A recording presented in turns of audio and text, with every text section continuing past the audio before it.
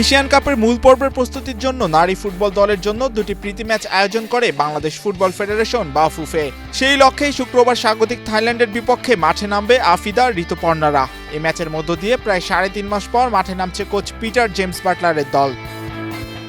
Basically আমরা চেষ্টা করতেছি আমাদের উইক পয়েন্টগুলো এবং অপোনেন্টের স্ট্রং সাইডগুলো নিয়ে কাজ করার। আলহামদুলিল্লাহ কোচ যেভাবে ইনস্ট্রাকশন দিচ্ছে মেয়েরা চেষ্টা করছে করার এবং তারা ভালো করছে। আমরাও কোচিং স্টাফ যারা আছি আমরাও চেষ্টা করছি মেয়েদেরকে সাহায্য করার জন্য, তাদের ট্যাকটিক্যাল যে ইনফরমেশনগুলো দেওয়ার দরকার আমরা দিচ্ছি এবং আমরা চেষ্টা করছি তাদের কাছ থেকে বেস্টটা আদায় করে নেওয়ার জন্য। Gold's Gym across 30 plus countries with over 700 plus locations worldwide.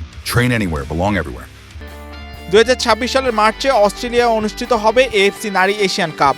এই আসরেই প্রথমবারের মতো খেলতে যাচ্ছে বাংলাদেশ দল। বি গ্রুপে বাংলাদেশ নামবে উত্তর কোরিয়া, চীন ও উজবেকিস্তানের বিপক্ষে। এশিয়ান পরাশক্তি চীনের বিপক্ষে ম্যাচ দিয়ে মিশন শুরু করবে বাংলাদেশ। এর আগে আসরের প্রস্তুতির জন্য চট্টগ্রামের কোরিয়ান এপিজেটে বেশ কয়েকদিনের প্র্যাকটিসে ছিল পিটার বাটলারের শিষ্যরা। এরপর ঢাকায় দুদিন কাটিয়ে প্রীতি ম্যাচ খেলতে থাইল্যান্ডের উদ্দেশ্যে উড়াল দেয় বাংলাদেশ নারী দল।